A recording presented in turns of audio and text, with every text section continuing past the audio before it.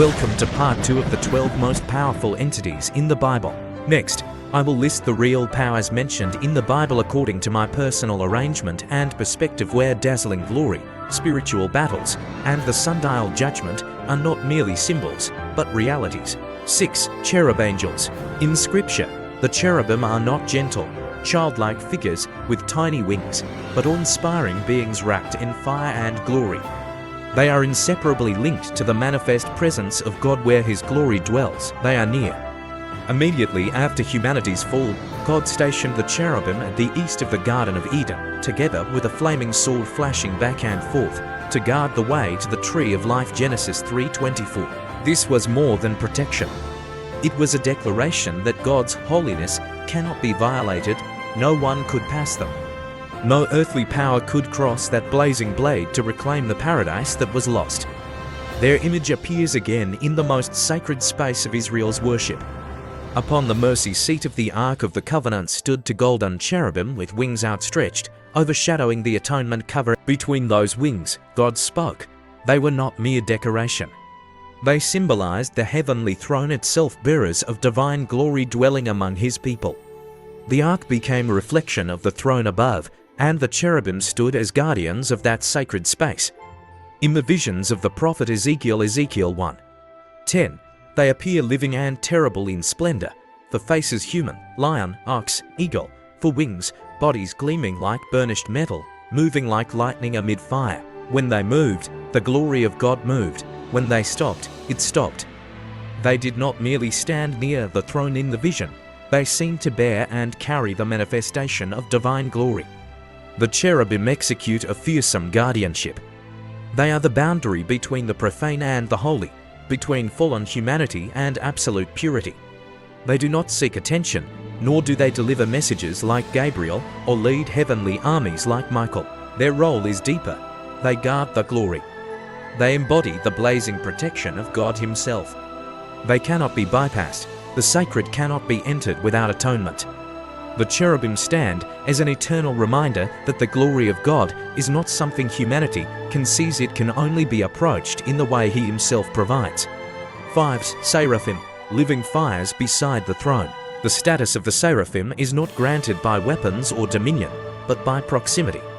They stand so close to the throne that they are no longer mere servants, but reflections of holiness itself. The divine fire surrounding God does not consume them. It defines them into burning beings. When they cry out, "Holy, holy, holy," the very foundations of heaven tremble, not from violence, but from the sheer weight of eternal glory. They do not lead armies, they purify souls. A single coal from the hand of a seraph is enough to incinerate sin and transform a mortal man into the voice of the divine. They are the most powerful beings in Scripture, wielding a power not for destruction, but for transformation through a purity so radiant it can never be extinguished. 4. Archangel Gabriel. When the heavens opened and the eternal silence was broken, that was when Gabriel appeared. His status was not built by swords, but by revelation. In the visions of the prophet Daniel or beside Mary at Nazareth, Gabriel did not come to destroy. He came to proclaim. He is the embodiment of the moment when God's will touches the timeline of humanity. Daniel 8-9, Luke 1, He did not bring thunder, He brought the word. The name Gabriel means strength of God, but that strength does not lie in destruction, but in a greeting that can change the fate of the world. Do not be afraid. A white lily, a proclamation, and a new era begins. He is the bridge between the infinite and the finite, the messenger standing at the boundary where human history begins to change forever by a gospel. 3. Archangel Michael. The sword of divine justice. If the seraphim are the fire of worship and Gabriel is the echo of revelation, then Michael is the embodiment of God's active authority. He does not dwell in stillness. He stands at the fiercest front line between light and shadow. As the commander-in-chief of the heavenly host, Michael's status is forged in the battles that shift the destiny of eternity. In Revelation 12:7-8, when the great dragon and his fallen angels rebelled, it was Michael who led the counterstrike. He does not fight out of hatred, but with a question that thundered through the heavens the very meaning of his name, Quis ut Deus? Who is like unto God? His power lies not only in his flaming sword, but in his absolute obedience. He is the executor of justice, the guardian who crushed pride beneath his feet and casts darkness out of the holy realm. Michael does not merely protect heaven, he defends the sanctity of truth itself. When the line between good and evil wavers, the name Michael is invoked not for comfort, but for protection and the strength to stand firm against the storm. 2. Redeemed human souls. Within the structure of heaven, there exists a wonder that transcends even the fiery nature of the seraphim or the might of the archangels, the journey of the redeemed souls. They begin in the frailty of the flesh, bound by time and decay. Yet, in the eternal design, they are never forgotten. Through Christ, these souls undergo a radiant metamorphosis, raised from corruption into incorruptibility. 1 Corinthians 15:40-44. Their status is not derived from an innate angelic nature, but from inheritance. They are not merely called to stand around the throne. They are invited to sit with him in heavenly places. Ephesians 2:6. It is a profound divine paradox. Those who were once lost are now destined to reign with Christ. To Timothy 2:12, and even to judge angels. 1 Corinthians 6:3. They are not beings of primal fire or light, but beings of victory.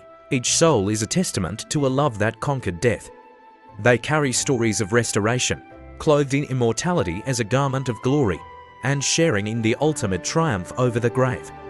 As they ascend the celestial stairs, it is more than a homecoming, it is the coronation of grace. 1. God.